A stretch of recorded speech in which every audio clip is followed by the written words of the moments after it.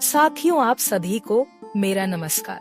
आज हम आपसे भगवान कृष्ण के द्वारा कहे गए कुछ ऐसे राज साझा करने जा रहे हैं जिन्हें सुनने के बाद आपका जीवन संवर जाएगा।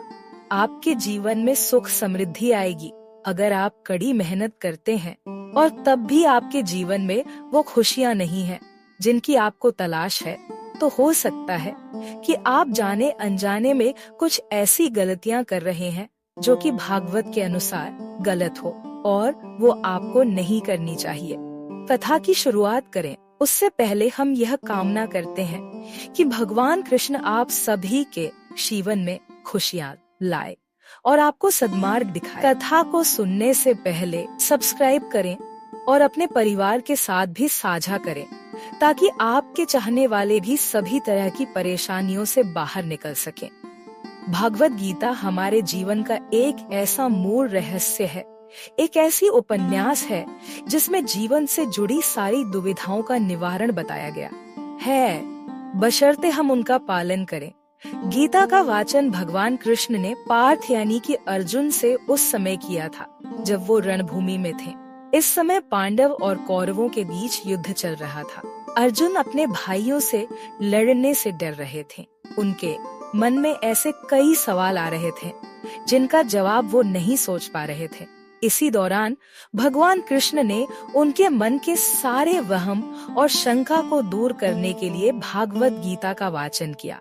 भागवत ने भगवान कृष्ण ने सही गलत, अपनों के साथ का संबंध और साथ ही पति पत्नी के रिश्तों के बारे में भी बताया है।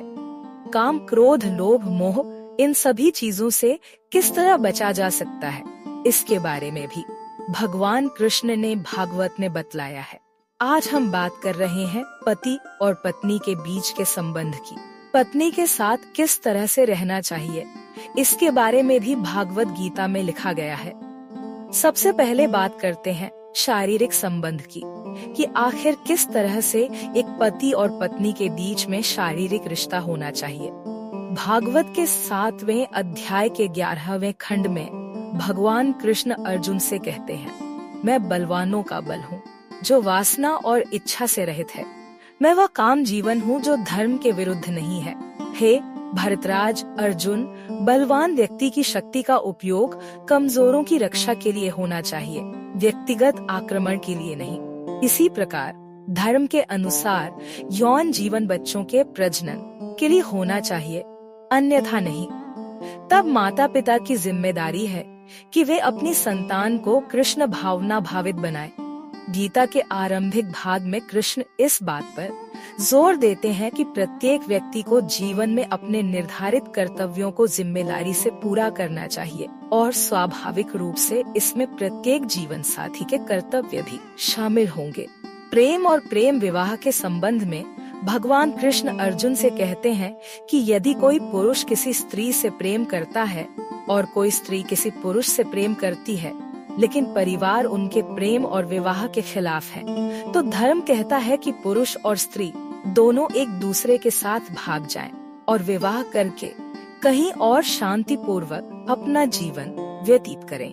अर्जुन ने यही किया।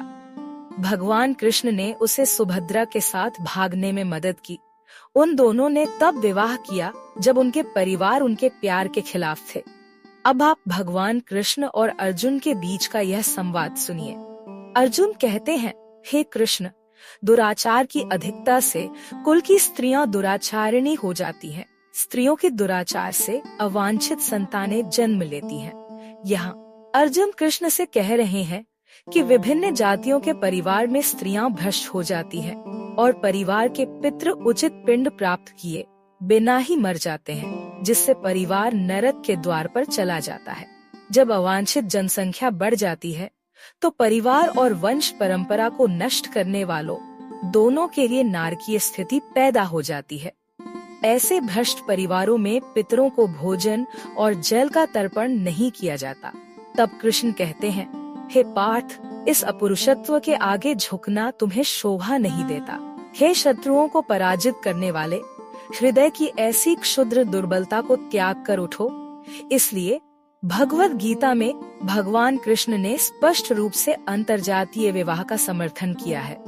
जातिगत भेदभाव की यह प्रथा मानव निर्मित है और जो लोग इसका पालन करते हैं उन्हें भगवान ने गीता में अमानवीय कहा है। इसलिए यदि आप हिंदू हैं और आपको लगता है कि आप अंतरजातीय विवाह का समर्थन न करके अपने धर्म और वंश को उन्नत कर रहे हैं तो आप गलत हैं। भागवत में महिलाओं के मासिक धर्म और पुत्र प्राप्ति के बारे में लिखा गया है कि पुरुष को चाहिए कि वह ऋतुकाल मासिक धर्म के प्रथम 4 दिन छोड़कर 10 दिन में दिन और रात्रि के 3 प्रहर को छोड़कर अपने घर में ही अपनी पत्नी के साथ ही संतानोत्पत्ति के लिए काम क्रिया करे। इस आचरण से ब्रह्मचर्य की रक्षा होती है, स्थिरता आती है और स्वस्थ एवं गुणवान संतान की प्राप्ति होती है। तो दोस्तों, गीता के इस पाठ से हमें सीख मिलती है कि हमें किसी भी जाति की महिलाओं के साथ कदाचार नहीं करना चाहिए। साथ ही काम को केवल संतान उत्पत्ति के लिए जागृत करना चाहिए और मासिक धर्म के समय महिलाओं का सम्मान करना चाहिए।